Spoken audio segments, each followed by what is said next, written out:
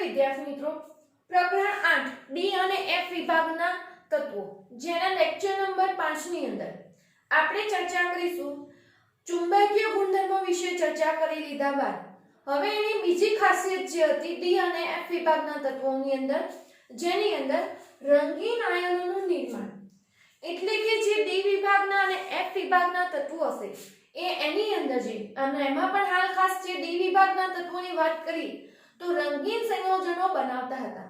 એટલે જેના આયનો હશે બીજા જેના સંયોજનો બનશે એ આપણને અલગ અલગ પ્રકારના જે રંગના સંયોજનો કહીએ દાખલા તરીકે CO2+ આયન કહીએ તો બ્લુ કલરનો હશે નિકલ 2+ કહીએ તો ગુલાબી રંગનો આવી રીતે દરેક જે આયનો હશે ચોક્કસ રંગ ધરાવતા હતા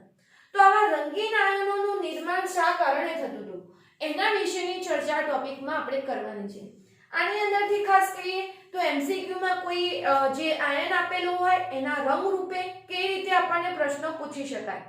અને રંગીન સંયોજનો બનવા વિશે સમજાવો એવું પણ ટૂંકના રૂપે પણ પ્રશ્ન પૂછી શકાય છે તો અહીંયા જે ડી વિભાગના તત્વો હતા તેની અંદર રંગીન આયનોનું નિર્માણ થવા પાછળનું જો કારણ કહીએ તો જે એની અંદર ડી કક્ષકો હતી ડી વિભાગના તત્વોમાં છેલ્લા ઇલેક્ટ્રોન ડી કક્ષકમાં ભરાતા હતા અને સંક્રાંતિ તત્વો જે કહીએ સંક્રાંતિ તત્વો જે હતા કારણ કે સંક્રાંતિ તત્વોની આપણે વ્યાખ્યા કરેલી કે જે તત્વોની અંદર ડી કક્ષક અપૂર્ણ ભરાયેલી હોય એવા તત્વોને આપણે સંક્રાંતિ તત્વો કીધા હતા તો આ જે સંક્રાંતિ તત્વો છે એની ડી કક્ષકમાં રહેલા જે ઇલેક્ટ્રોન હશે એ નીચી ઉર્જાવાળી ડી કક્ષકમાંથી ઉત્તેજિત થઈ અને ઊંચી ઉર્જાવાળી ડી કક્ષકમાં જશે અને આના કારણે જે ઘટના જોવા મળશે એમાં રંગ તમને જોવા મળતો પહેલા આપણે સમજી લઈએ નીચી ઉર્જાવાળી ડી કક્ષકો અને ઊંચી ઉર્જાવાળી ડી કક્ષકો શેના આધારે આપણે ગણી તો આપણે વિદ્યાર્થી મિત્રો જાણીએ છીએ કે ડી કક્ષકોની જે સંખ્યા હતી આ ડી કક્ષકોની સંખ્યા આપણે ટોટલ 5 બતાવીએ છીએ ડી કક્ષકોની સંખ્યા 5 બતાવીએ છીએ એ પણ આપણે જાણીએ છીએ dxy dyz dzx અને બીજી હતી dx2y2 અને dz2 આ જે 5 કક્ષકો હતી એ કેવી હતી સમશક્તિક હતી એટલે કે એની શક્તિ જે કહીએ એ કેવી હતી સમાન હતી પરંતુ જ્યારે કોઈ એના જોડે અન્ય પરમાણુ એમાં પણ ખાસ આવશે તટસ્થ પરમાણુ અથવા ઋણ આયન જેને આગળના ચેપ્ટરમાં આપણે અભ્યાસ કરીશું લિગેન્ડ તરીકે ઓળખતા હતા એટલે આની સાથે જોડાવા જ્યારે તટસ્થ પરમાણુ કોઈ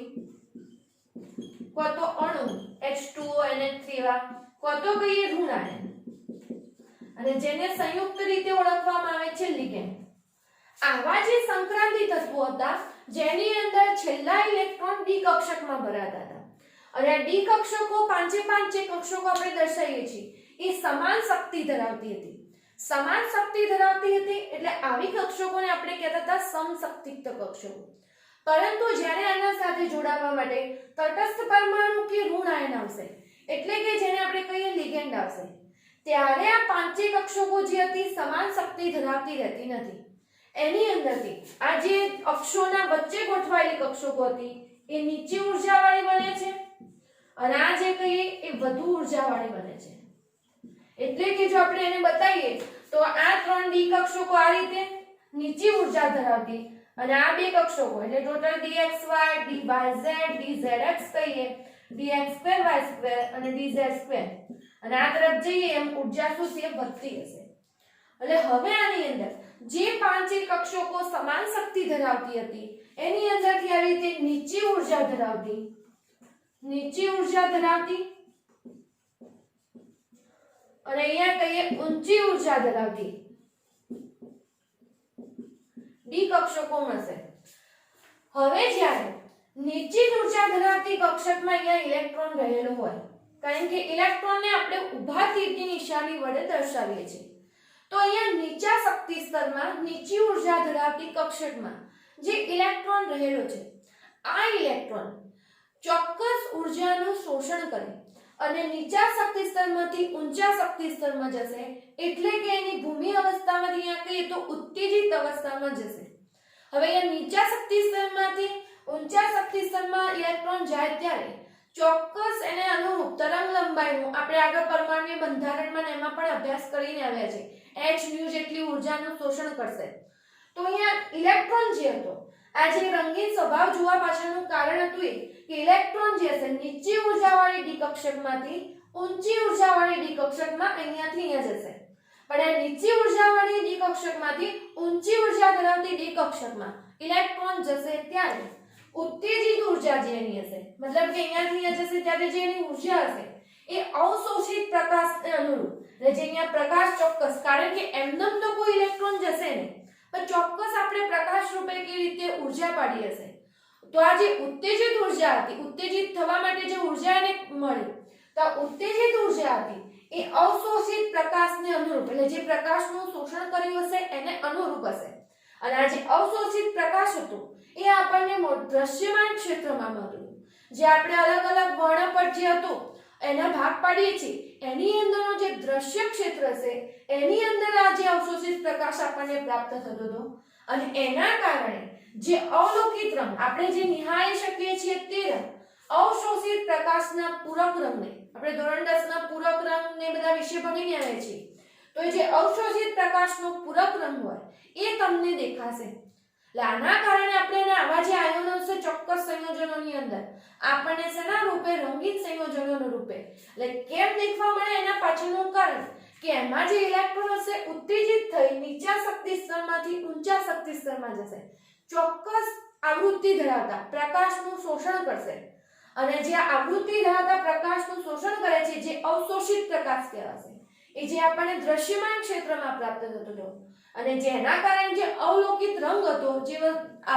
સંયોજનનો રંગ જોવા મળશે એ અવશોષિત પ્રકાશના પૂરક રંગને અનુરૂપ મળતો હતો એટલે આપણને એ રંગનું જે તે સંયોજન દેખાશે. બીજું જે અવશોષિત પ્રકાશની આવૃત્તિ હોય કારણ કે આપણે જાણીએ છીએ પ્રકાશમાં તરંગ લંબાઈને બધું આવૃત્તિના અનુરૂપ આપણે માપતા હોઈએ છીએ તો એ લિગેન્ડના સ્વભાવ દ્વારા આપણે નક્કી થતી હશે એના ઉપર આધાર રાખતી હશે. દાખલા તરીકે પાણી લિગેન્ડ તરીકે વર્તું હોય તો એવા જે દાખલા તરીકે કોપર સલ્ફેટનું ઉદાહરણ કરીએ તો કોપર સલ્ફેટ નિર્જળ હશે તો એનો કોઈ રંગ નહીં હોય પણ N2 5H2 કેવા પાણીના અણુઓ જોડાયેલા હશે તો ભૂરા રંગનું સંયોજન બનશે. એટલે લિગેન્ડ કયા પ્રકારનો જોડાયેલો છે એ પણ અહીંયા રંગના સ્વભાવ ઉપર ખાસ આધાર રાખતું હતું. આપણે જોઈશું હવે કેટલીક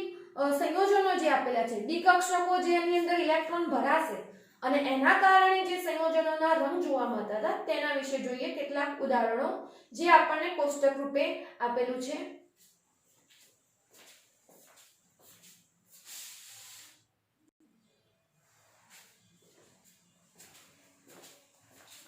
પ્રથમ સંક્રાંતિ શ્રેણીના કેટલાક ધાતુ આયનોના જો રંગ વિશે વાત કરીએ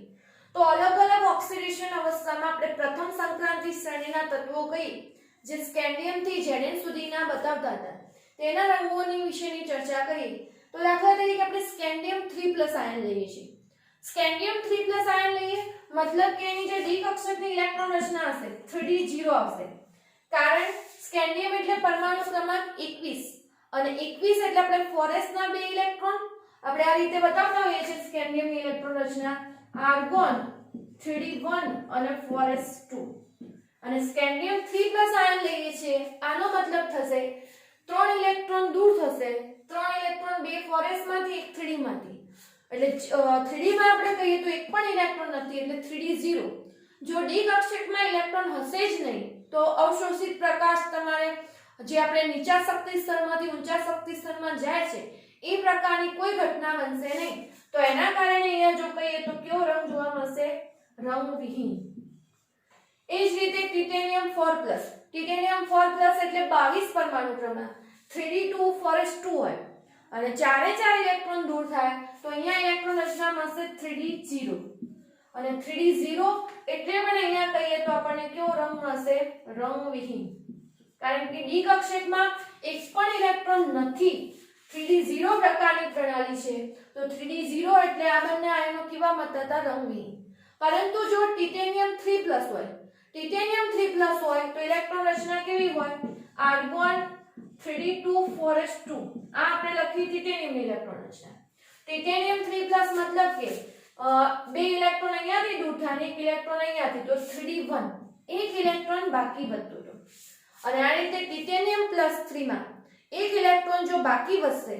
તો એ જે એની જે ઉત્તેજિત ઉર્જા હશે એ અવશોષિત પ્રકાશના પૂરક રંગને અનુરૂપ હશે અને એ જ અવલોકિત રંગ આપણને જોવા મળતો હતો જાંબુડિયો રંગ જોવા મળે છે. વેનેડિયમ 4+ વેનેડિયમનો પરમાણુ ક્રમાંક 23 એટલે આપણે ઇલેક્ટ્રોન રચના લખીએ છીએ આર્ગોન 3d3 4s2 અને 4+ નો મતલબ બે ઇલેક્ટ્રોન અહીંયાથી દૂર થાય, બે અહીંયાથી, તો પણ એક ઇલેક્ટ્રોન બાકી વધે, તો અહીંયા વધશે 3d1 એટલે એમ કે 3d1 પ્રણાલીનો આપણે અહીંયા કહેવાશે. તો અહીંયા આપણને રંગ જોવા મળતો તો વાદળી રંગ. અહીંયા તમને ચેપ્ટરની શરૂઆતમાં જ કીધેલું 21 થી 30 ના જે તત્વો છે તેની જો ઇલેક્ટ્રોન રચના તમને આવડતી હોય તો આવા પ્રકારના કોઈ પણ પ્રશ્ન તમે અહીંયા સોલ્વ કરી શકશો. એટલે આ થયું 3d1 પ્રકારનું. હવે દાખલા તરીકે વેનેડિયમ 3+ હોય, 3+ હશે તો બે ઇલેક્ટ્રોન અહીંયાથી, એક ઇલેક્ટ્રોન અહીંયાથી દૂર થશે, તો 3d માં બે ઇલેક્ટ્રોન વધશે એટલે કેવું તંત્ર 3d2 પ્રકારે કહેવાશે. અને 3d2 પ્રકારે જો કહીએ તો હવે રંગ જોવા મળતો તો એ આપણને જોવા મળશે લીલો રંગ. એટલે તો આપણને જે જોવા મળશે અહીંયા લીલો રંગ જોવા મળશે. વેનેડિયમ 2+ હોય, 2+ હોય તો 3d માં 3 ઇલેક્ટ્રોન રહેશે અને 3d માં 3 ઇલેક્ટ્રોન તો રંગ જે જોવા મળતો તો કેવો આવતો તો જાંબલી. એટલે ઉપરથી આપણે અહીંયા રંગ પણ યાદ રાખવાના રહેશે. અને એ જ રીતે જો ક્રોમિયમ 3+ માં પણ 3d3, Mn3+ માં પણ 3d3, તમે હવે ઇલેક્ટ્રોન રચના લખીને આ પ્રમાણે લખી શકો છો. તો આ જે 3d3 વાળા હતા એ બધાની અંદર જો વાત કરી તો રંગ આપણને કેવા જોવા મળતા હતા? જાંબલી રંગ જોવા મળતા હતા. તો આ જે તમે આ રીતે કે કોઈ પણ રીતે આ કોષ્ટકના આયનોના રંગ તમારે એની અંદર યાદ રાખવાના રહેશે. બીજા તો આયનોના રંગ આ તમે કોષ્ટક લખી લો, એના પછી આપણે જોઈએ.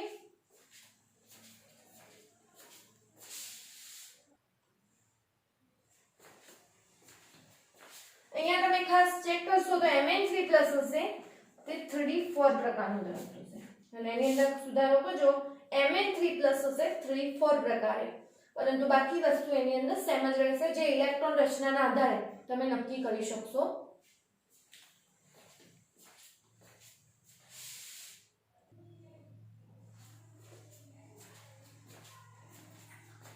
અન્ય આયનોના જો રંગ વિશે ચર્ચા કરીએ